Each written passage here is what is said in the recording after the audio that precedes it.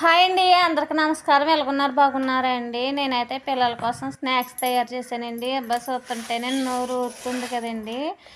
అదే ముందుగా మొరమరలో నేను వేగించి తీసేసుకున్నానండి. ద్వారగానే మొక్కజొన్న చిప్స్, వేరుశనగుళ్ళు, కరివేపాకు వేగించి తీసుకున్నానండి. అది ప్లేట్లోకి మొరమరాలో మిర్చిరి, సన్న మిర్చిరి, మొక్కజొన్న చిప్స్, వేరుశనగుళ్ళు, కరివేపాకు, ఉల్లిపాయ ముక్కలు వేసేసుకుని బాగా కలుపుకున్నానండి. కలుపుకున్న తర్వాత రుచికి సరిపడా ఉప్పు, తగినంత కారం, నిమ్మరసం వేసుకుని కలుపుకుని తింటే ఉన్నదండి. మరి చాలా అంటే చాలా టేస్టీగా ఉన్నదండి. మనం బయట కొనుక్కుంటే ఎక్కువగా మసాలా వేస్తారండి. మనం ఎటువంటి మసాలా కూడా వేసుకోకుండా ఓన్లీ ఉప్పు, కారంతో, నిమ్మరసంతో సరిపెట్టేసానండి. అయినప్పటికీ చాలా టేస్టీగా ఉన్నది.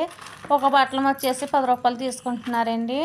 మనం ఇంట్లో తయారు చేసుకుంటే మనస్ఫూర్తిగా తినొచ్చండి. ఈ వీడియో నచ్చితే లైక్ చేయండి, షేర్ చేయండి, సబ్స్క్రైబ్ చేసుకోండి. ఉంటానండి, బాయ్.